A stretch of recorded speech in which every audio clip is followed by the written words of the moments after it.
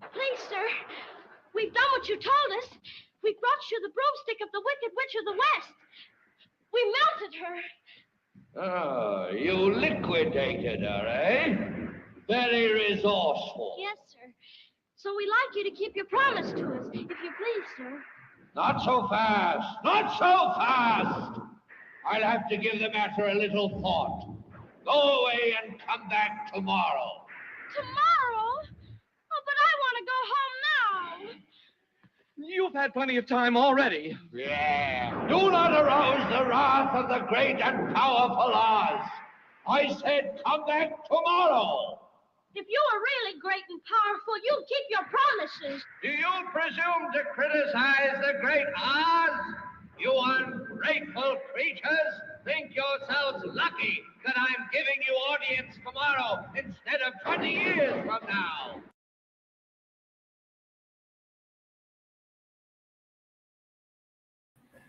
So, that gives us a little look behind the curtain, and at a certain point, we're going to see behind the curtain. I had a little bit of a look behind the curtain back in 2020. Go ahead, our fearless host, El Capitan. Hey, what's going on, guys? Welcome back to the Patriot Knockout with Andrew and myself, El Capitan. Today we have an amazing guest, Ivan Raiklin. He's backstage. We're going to go ahead and bring him up now and say hello. Morning, Ivan. Got to have some coffee since it's the morning time. Amen, sir. Amen. Cheers. Hey, thanks for having me on. Absolutely. So, whatever you guys want to talk about, but I just want to remind folks, right? Take a look here. That in yellow. It's Joe Pientka Awareness Month. It's the number that we're not supposed to call. Exactly. So I might have to try it. I'm on East Coast time, so I have to wait a little bit for the coffee to warm up on the West Coast. Yeah. 2 more hours. So at least. So how many days is Joe down to now? 27? 25, I think. So let's take a look at the calendar. Yeah, so the big day is September 3rd when the amnesty ends.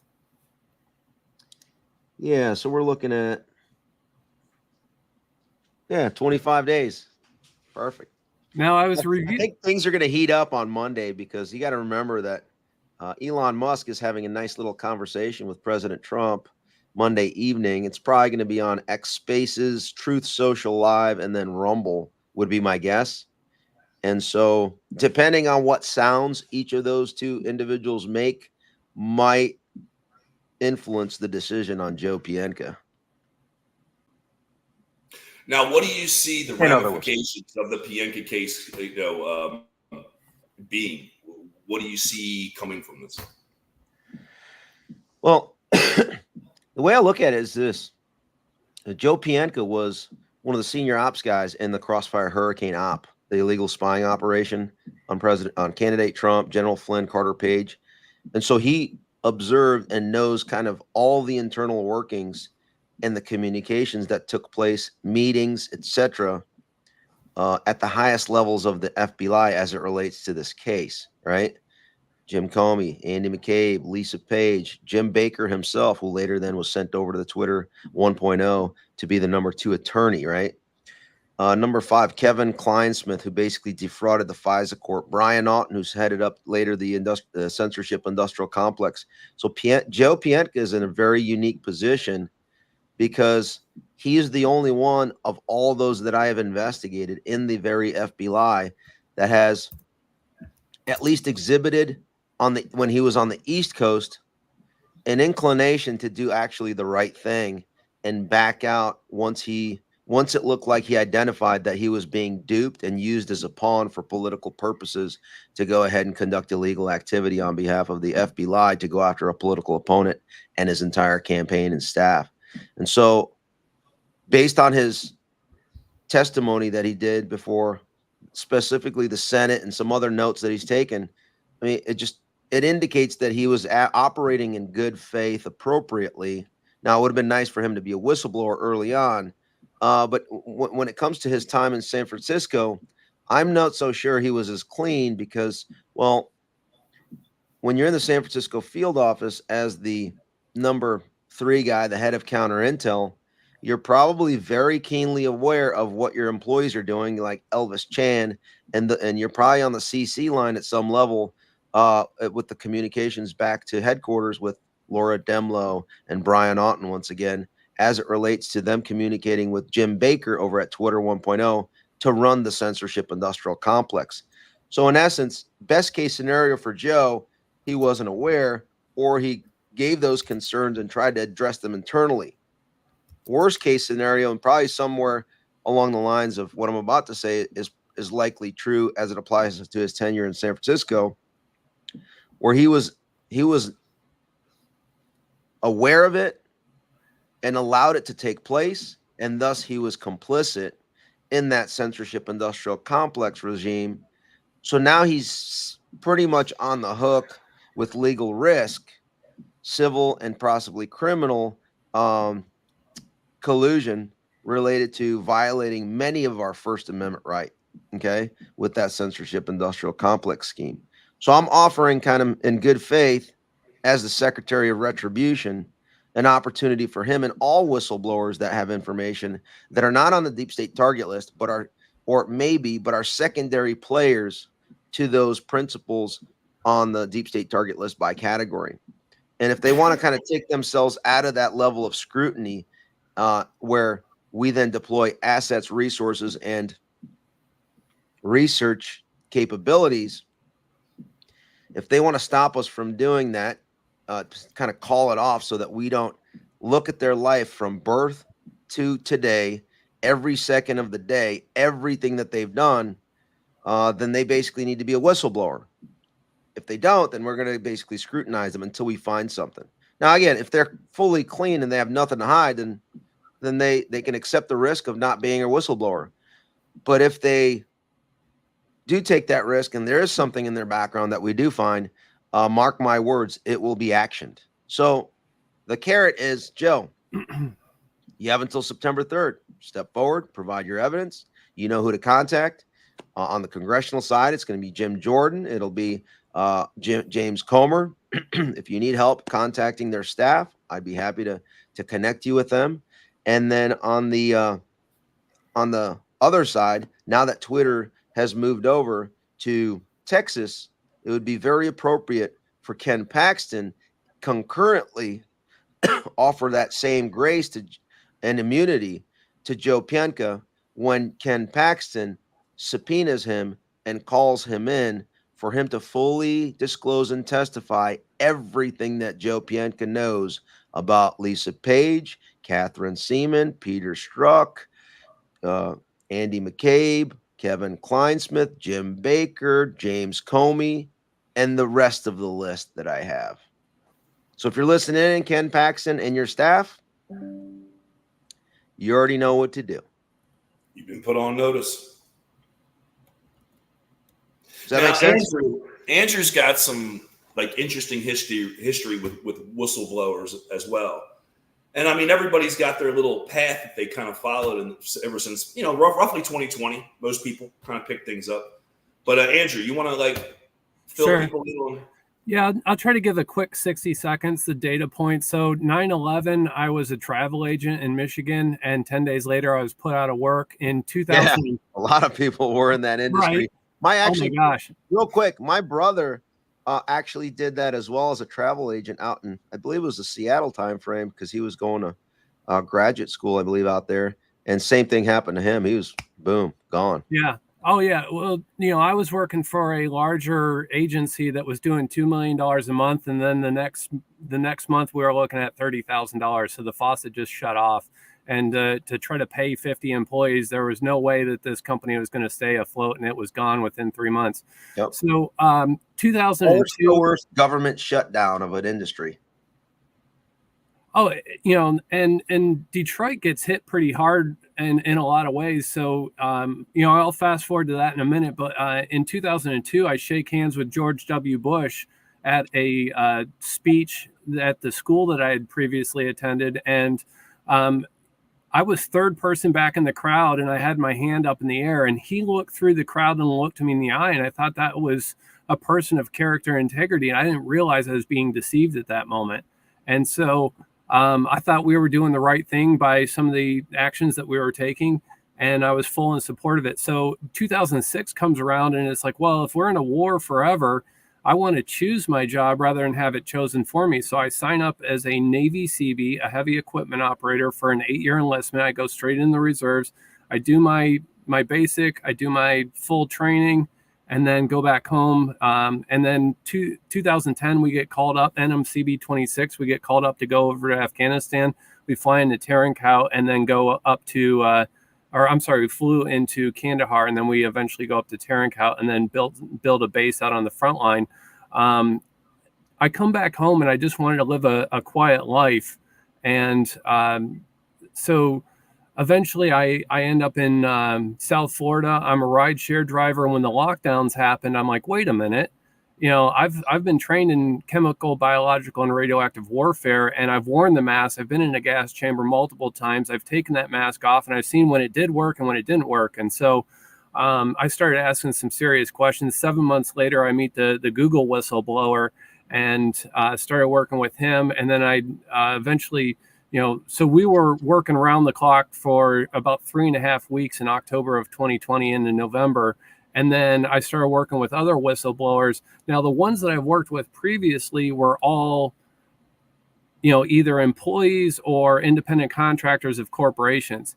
Now, the next whistleblower that I'm hopefully trying to encourage to come forward is a law enforcement officer, or a retired law enforcement officer. Now, this person's been retired for many years. However, they happen to work in South Florida, and they happen to know some famous people or infamous people. And is so the guy's name Paul Irving by chance? I don't know Paul Irving. No. So no, this gentleman, he worked for law enforcement in South Florida in one of the more famous counties for one of the more famous agencies down there. And so this is a grown man that's retired. That's a tough guy. I mean, and so I'm riding in the car one day, and his partner, his wife says, when we were dating, I asked, where did you get all that money? And his reply to her at the time was, I saved it. So I just saved that in the back of my mind, and then later on, I'm having a conversation about, let's say, Barry and Mike. So Barry and Mike, well, they can't possibly have children. So if I come to find out that Martin and Anita Nesbitt happen to have 7 children and loaned 2 children to Barry and Mike, and I started poking the bear, and all of a sudden this grown man got very uncomfortable. He said, look, I'm alive because I didn't talk. And so, and he said it repeatedly, and it's like, I'm a little bit of a knucklehead.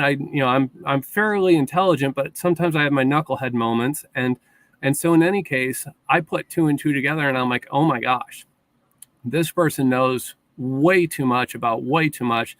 And so now I believe this person to be a good person and a faithful servant. However, caught behind lines, given money, and then threatened with death. And so how do we get, how can we encourage somebody that may be in this situation that it's like, hey, that fear is real. However, this calling is much greater. I mean, some people choose to be cowards and others don't. I mean, I don't know how to answer that. Sure. You have to make a decision for yourself. A lot of people ask me day in and day out, oh, aren't you concerned? Aren't you afraid? And I respond with, when you ask me the question in that manner, you're not ready. You are a coward. You yourself are a coward for asking that question, because you're trying to give some sort of justification to keep yourself from going to the mat against these scum. Right. And I'm going to repeat that same answer. So as far as to be a coward, that's your choice. Right. Let's say you're on friendly terms with this person, but you don't talk to them very often. How might you reach out to them, say, hey, I've become aware of an opportunity to come forward? Yeah, so the calculus that I go through is like, put yourself in the shoes of that whistleblower and decide what can be done legally, morally, and ethically to mitigate the different levels of risk that is part of their calculus to continue to remain silent. So it could be financial risk, right? So then maybe they can be offered, just like James O'Keefe is working on to when he communicates with whistleblowers, it's like, all right, I'm going to have to land somewhere in a position or a fundraising campaign, right, to sustain them at least for an interim period, right? So that would be one thing. In the case of Joe Pientka, I think it'd be appropriate for Elon Musk to hire him to head up the trust and safety component as they conduct cleansing internally of X and all the individuals on X from the FBI that communicated on that platform that are complicit on my deep state target list, so he can help us action those and essentially look and give them amnesty, right? Go through all the things and then start to divvy out to appropriate jurisdictions to be able to action those individuals, and then offer him a nice salary, right? Appropriate, commensurate with that, and then offer it to him in Texas, because then he'll also have top cover of the current attorney general and the law enforcement community there with welcome arms, even though he may have committed some transgressions. It'll, like a lot of times doing a plea deal, you offer some concessions on their criminal activity in order to get the bigger fish, right? And so that would be something. So he's mitigating his risk financially, and then maybe he's assigned a little additional security as well, right? Right. None of this has to come from the federal level. And I think it would come to a point if the federal government tries to deploy its assets against a like a mother of all mother of all whistleblowers like a Joe Pientka, then the state of Texas should be in a position to be able to defend him, particularly in light of the company Twitter has announced, Elon announced he's moving from California to Texas. So there's a lot of financial gain and benefit coming from that, particularly considering that Twitter is not only the number one, X is now the number one news app in the United States and many other countries, right? Yeah. So that's going to bring in more revenue. X just destroyed the cartel that was part of the censorship thing. They just announced yesterday Gorm is going to collapse, who Elon just basically sued 2-3 days ago. And then in addition to, in terms of social media companies and user stickiness, X just surpassed Facebook and Instagarbage, right? So they're in the number 3 spot, just below CommuSearch and CommuTube, okay? So in that whole context, you have a really, I think, a massive opportunity, considering that Joseph Pientka is either, I have one person reach out saying that he already retired. Another person who is a more trusted source said that he's going to be retiring this fall. So he's somewhere in this interim period of about to or already retired. So it is much safer for him to come forward. But going back to what your situation, try to find out what are the things, and you might want to have a conversation in private. What are the objections that they have to being a whistleblower? And then what are the conditions that would make it very easy for them to become a whistleblower? And then you try to manage that to then meet those criteria. Again, legal, moral, and ethical, beyond reproach, so that that information is provided to the appropriate law enforcement for actioning, so that those that committed those crimes are held to account and see maximum accountability. Yeah. You were mentioning X as being, the platform of platforms right now. Did you catch Zach Voorhees and MK Truth's little revelations yesterday about X? I did not. Can you? I'd love to hear about it though. Yeah. So Zach happened to see a post, and it looked like it was MJ Truth Ultra that shared a post. And so Zach, being a computer programming genius, grabbed the information from MJ Truth Ultra's post and then put it into Grok, which is Twitter's own AI system, and then ran a script on it. And it basically unzipped all the labels that were suppressing his account. So there could be up to 20, 30 labels on anyone's account that silence and basically suppress their exposure. So, basically, he was able to run the code, and when Grok spit it back out to him, it had the whole list, and that's still live on Twitter as far as what the results were of that query that Zach came up with. But the loophole so somebody at Twitter shut down that part of Grok that basically reveals that. So we got to see a little bit behind the Wizard of Oz, So if we're thinking Twitter's this benevolent company, there's still no. Don't get me wrong. There's still some work to be done, right? Did I say it's perfect end all? No, I've never no, by no means. Yeah, by no means. I always say it is way better than it was. Right. Right. There's like a handful of us that literally drove the narrative on X up to basically December 2020, January 2021. Like literally, I was getting 250 million impressions in that last month before the censorship regime kicked in full force. But the censorship started in November of 2018, right after the midterm elections when the Democrats took over the House. So then they had the top cover to just do whatever they wanted to. Yeah. But they had, it takes time to develop those censorship filters like you're talking about. So really from 2018, Laura Loomer obviously was one of the first ones because she physically confronted Jack Dorsey, right? And so from there, it just escalated and escalated. And let's face it, you can't just overnight, it requires a lot of resources. So he fires 80% of Twitter. Right. And the remaining, 15-20% have to manage a company amidst a cycle of all advertisers are trying to pull out to destroy you, right? Externally. Everybody internally is like, hey, man, get me back on X now that you're a free speech platform. So I would say that on balance, it is a growingly open platform.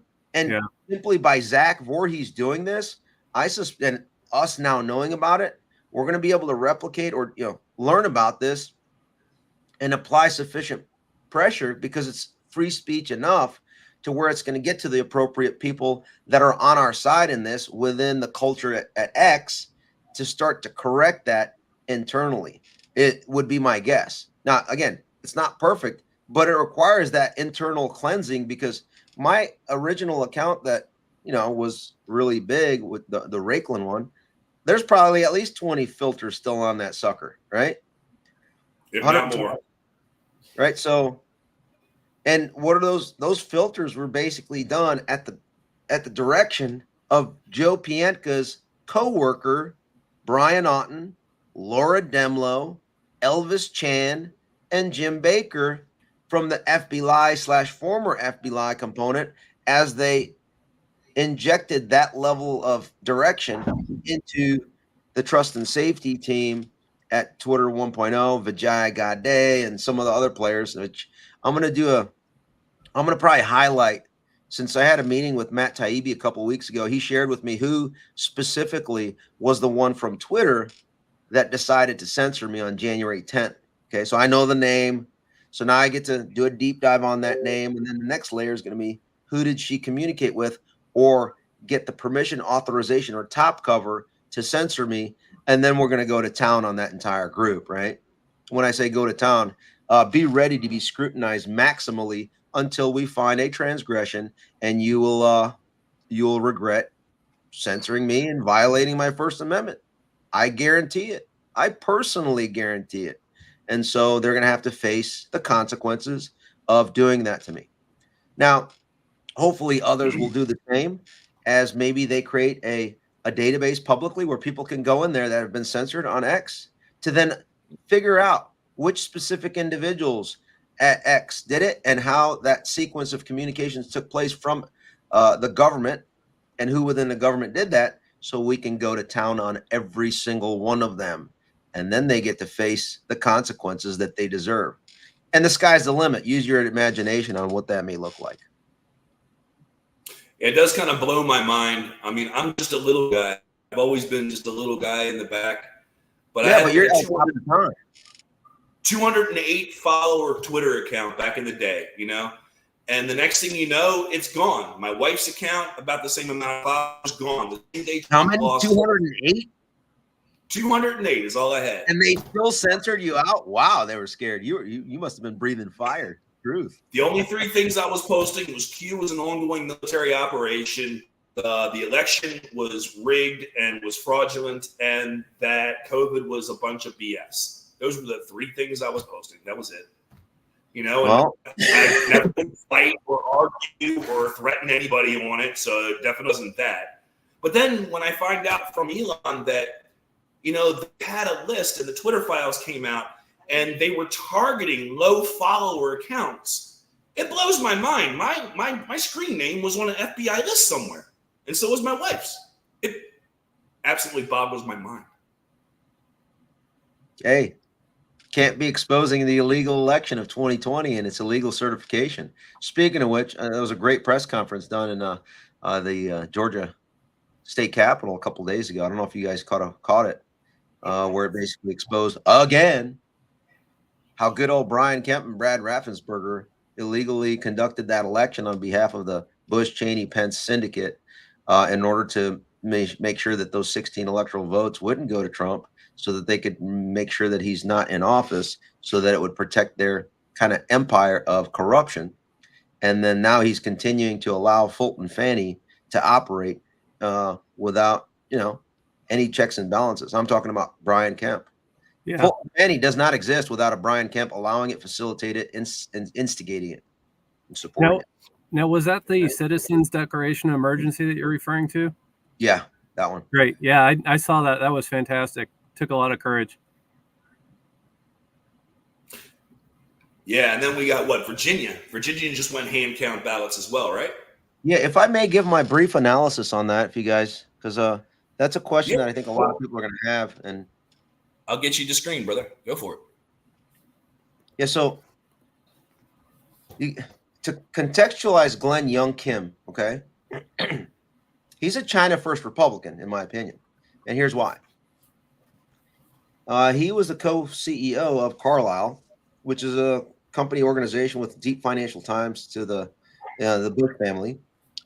The co-founder of that company, David Rubenstein, happened to, in October of 2020, conduct a deal where he was the biggest individual investor into a deal that was led by Staple Street Capital to then go ahead and purchase a little known company, Dominion Voting Systems, right? Deviant Voting Systems. Wow.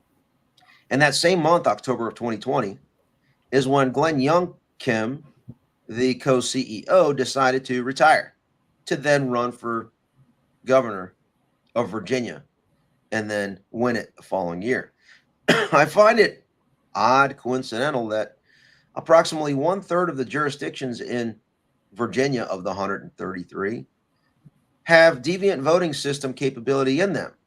So is it possible that influence and leverage of ownership of a particular company machines, you can then create an electoral outcome of your choosing for the guy that you probably know, meaning David Rubenstein owning, right, deviant voting systems through the Staple Street Capital deal, and your buddy who's the former co-CEO, I'm sure they probably communicated, maybe put something together to guarantee his win.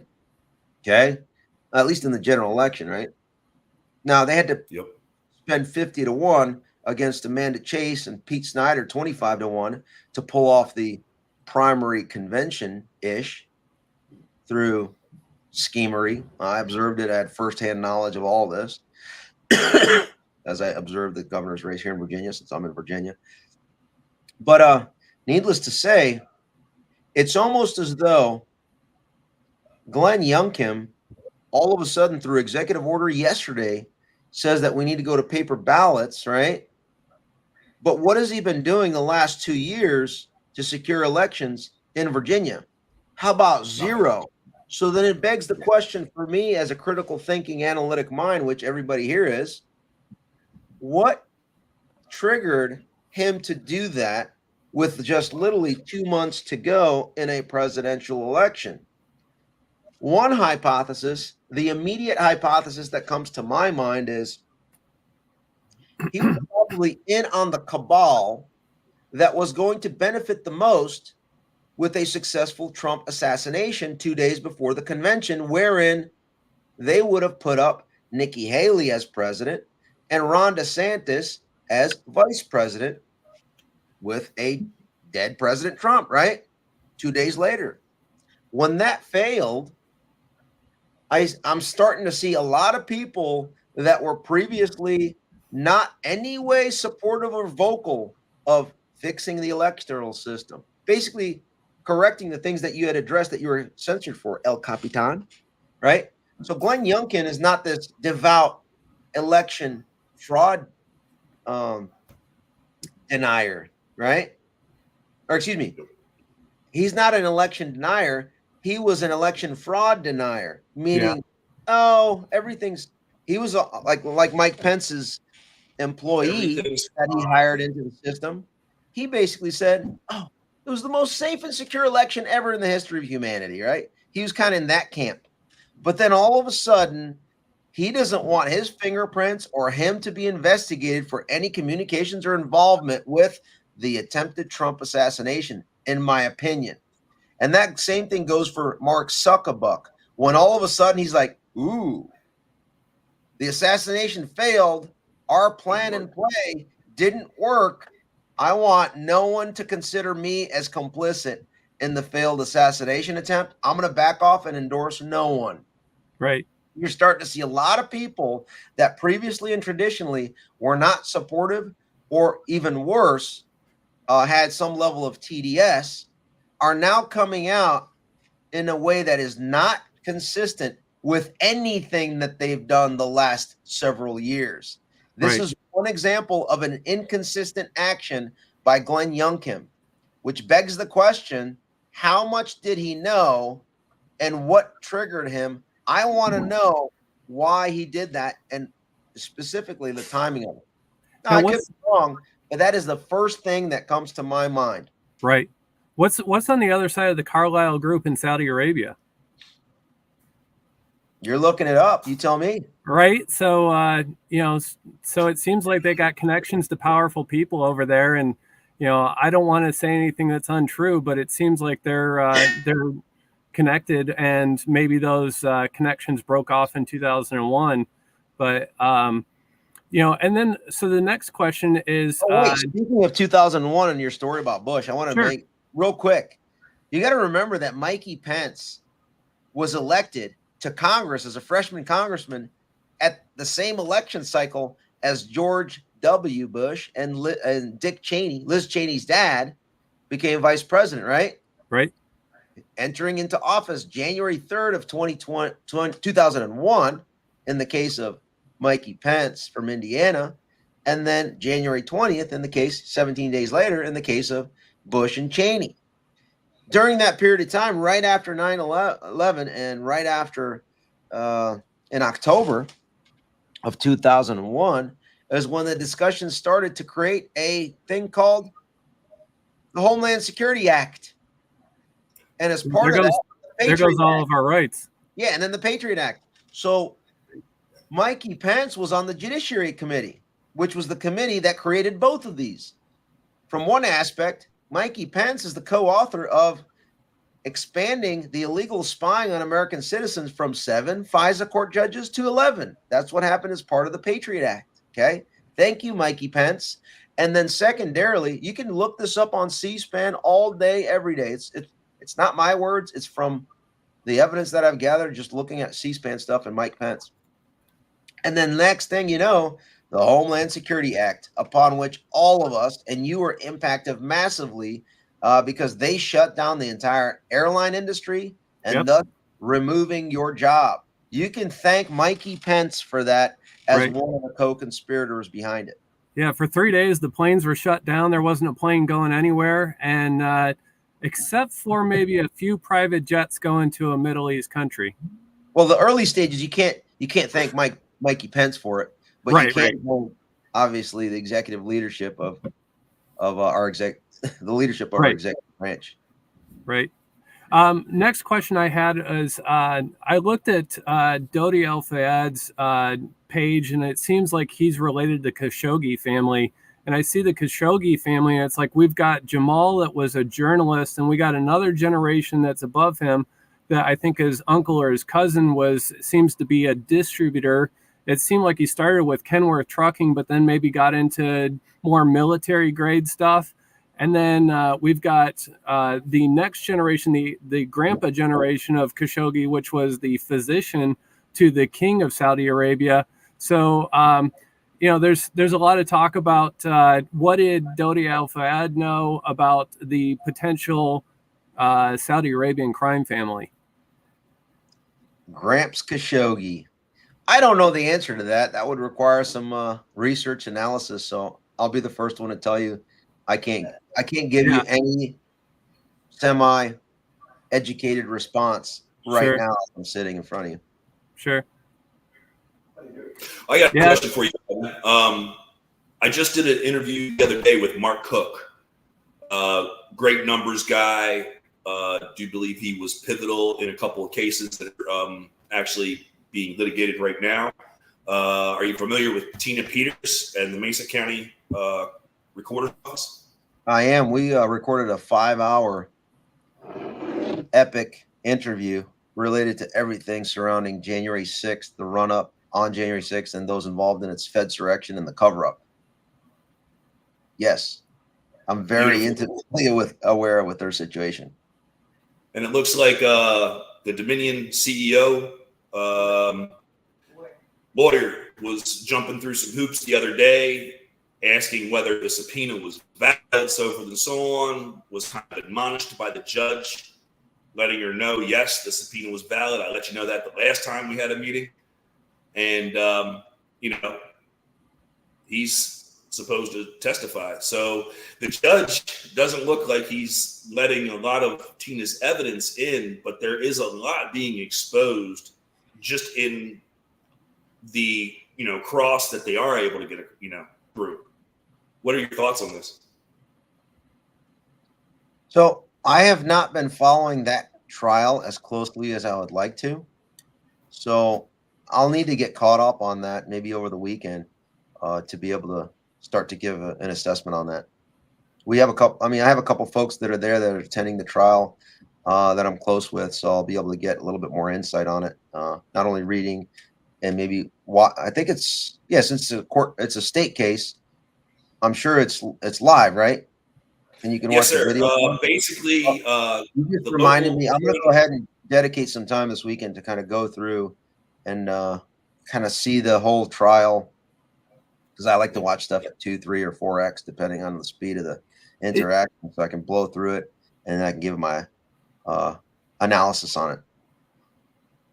Well, beautiful. Maybe we have to have you on again next week, and as a follow up. But basically to kind of catch you up. The state witnesses that the state brought up, and on cross, Tina's lawyers did a really good job of basically putting out the case that who's Tina representing Tina, by the way? Pardon? Do you know who's representing Tina? Oh, their names? Off the top of my head, no. I don't have their actual names. But she did. Those are Patrick Burns' attorneys. At least they're different attorneys than she had when the case was continued back in early June. But they are different attorneys. But they did a great job of basically letting the jury know that she was trying to do everything she could to get somebody from the AG's office, somebody from the internal offices, IT department, whoever, to come and be an observer for this trusted bill. In attending any of the training, they always used excuses that we didn't have the expertise on the Dominion software. The Dominion always did it, Dominion, but they were given opportunity to go to training. They turned it down. They were giving opportunity to oversee the trusted build, and they turned those down. And it just smells to me. It smells. I mean, you can listen to the testimony, and these are state's witnesses. and it didn't pass the smell test in my eyes. All right. I mean, I'll take your word for it. I just don't know. Like, I haven't watched it, so I can't comment like that. You know what I mean? I apologize. No, you're all good. I was just trying to catch you up basically on what my observations are of it. I love Tina. I ended up going to some election integrity conferences, one in Orlando, one in West Palm Beach that 107 kind of sponsored, put on. And I met Tina long ago. Obviously, she was stuck in Colorado because she couldn't leave, so she had to attend via Zoom. But, she's a true American hero, and the amount of years, 20 plus years that she's facing is a travesty. And we were supposed to be there as well, but God had other plans. I would have loved to have attended personally. I probably would have been kicked out of the courtroom by now, but that's another story. But yeah, I mean, as far as that goes, I think that's going to end up being a bombshell when it actually ends up playing out. But like I said, we'll see. Hey, I got something funny. I put this sticker on my wallet. It's my sticker from visiting the It's the Tabulation Center in Palm Beach County. So you can't really see it, but they give you a picture. And so if they're wheeling in thousands of votes, and now they've gone from an old tabulation center to a new tabulation center, but they literally had a rent-a-cop out back.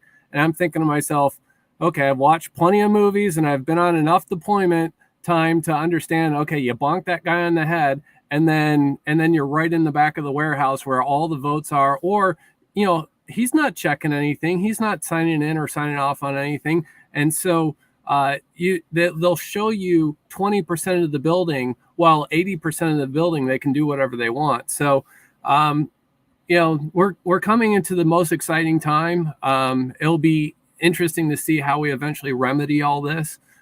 In the meantime, it seems like there's a few people that know a few things that, hopefully they're getting a little bit uncomfortable for a good reason, that the burden of guilt or shame or knowledge is on them. And it's a time for them to come forward and start telling the truth. It only takes a few seconds of courage to change the destiny. And it only takes one person. It only takes literally one person to open their big mouths and start screaming from the rooftops about what's going on. And so, Ivan, to wrap up, what do you think people should do from now? Obviously, or from this point, call Joe. What would you like to see we the people do to support you? If you're in the San Francisco area, you might want to just walk on the sidewalk of 450 Golden Gate Avenue, San Francisco, California, and then just peek, from the public space, right, where everybody can walk, and kind of maybe observe who's driving in at what time into the underground garage. Maybe you might happen to stumble across a Joe Pientka and ask, or basically make the First Amendment sound. You got 25 days. Okay. And he works on the 13th floor if he's still there. Right. And then the other thing that they can do is ask and contact Ken Paxton's office and ask him if he needs any help to subpoena the largest trove of criminal evidence ever in the history of humanity, known as Twitter 1.0. That's, or something along those lines. I think that'd probably be appropriate. And then the last thing I'll say is, anybody listening in that has access to, directly or indirectly, Elon Musk or Attorney General President Donald Trump, you might want to help inform that conversation going into Monday to ensure that Elon Musk is motivated to release all of the crime scene that he's referring to when he put out his tweet. Twitter is not only a social media company, but a crime scene. And then 2, his pronouns are prosecute Fauci. So it'd be nice to see a little Fauci file action going on alongside the other Twitter files. So something along those lines. Be creative, but keep it legal, moral, and ethical. And if somebody wanted to send you an email, what's the best email for them to reach you? Yeah, info@raiklin.com. If you want to have me on your show, if you want to come out and have me come out and speak at your event, and let's see what else. Oh, I got to give a shout out to Jamie Ratskin and his wife, Sarah. I always like to do that. Both of those are on my deep state target list. And now Jamie Ratskin is calling on civil war, and he's trying to go ahead and January 3rd work with Kevin McCarthy, I think, to make sure that the Democrats take control of the House if Kevin McCarthy doesn't become Mike Pence 2.0 for Trump as Trump's chief of staff. And then they can go ahead and block Trump from becoming the president with a majority Democrat House under the 14th Amendment, Section 3. So keep an eye on Jamie Ratskin and Kevin McCarthy as they maneuver to control and at a minimum box in and control President Trump should they allow him to win, so that they can, keep him in a very tight box like Mike Pence did during the first term, or at the most just remove him as a candidate under the 14th Amendment, Section 3, labeling January 6th an insurrection, and then Donald Trump as an insurrectionist. Yep. Well, Ivan, hey, I really appreciate you for coming on, man. You're an amazing guest. I salute you. You are an American hero. When your story is told and written after this is all over, I think most people will agree. Well, thank you. I'm just making my appropriate First Amendment sounds. Some Right. people consider them noises. That's that was the turning point for me when I walked up to the first whistleblower. I said, wait a minute. I served 8 years in the military. And if we lose our right to speak, if we lose our voice, then it's all over at that point. And that's what motivated me. So many people are like, oh, we're watching a movie. Yeah, but there's real stuff happening. Oh, we can wait for, trust the plan. Yes, but we're all a witness to something. We all have gifts and skills and resources. We all have phone numbers. We all have contacts. And so this is a interactive live activity.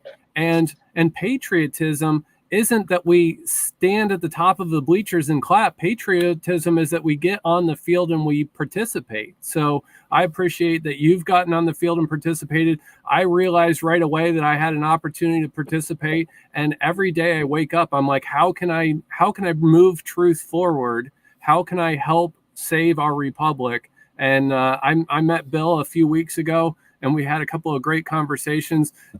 We've all crossed paths one way or another at some movie premieres, and it's great to get a chance to speak with you and to hopefully motivate Joe to come forward and other whistleblowers to come forward, and maybe somebody makes a little sign or asks a few questions or gives a little elbow or a nudge to some of these people to say, hey, poke them. Poke them with a stick to see if they move your life, Yeah. So keep up the good work. Thanks, guys. I appreciate you. Yeah, Godspeed. All right, brother. One more salute. All right, brother. I guess I want to wrap up this live. Thanks for the live audience for joining us. Amazing conversation. And I guess we'll see y'all next time. Cheers. Cheers.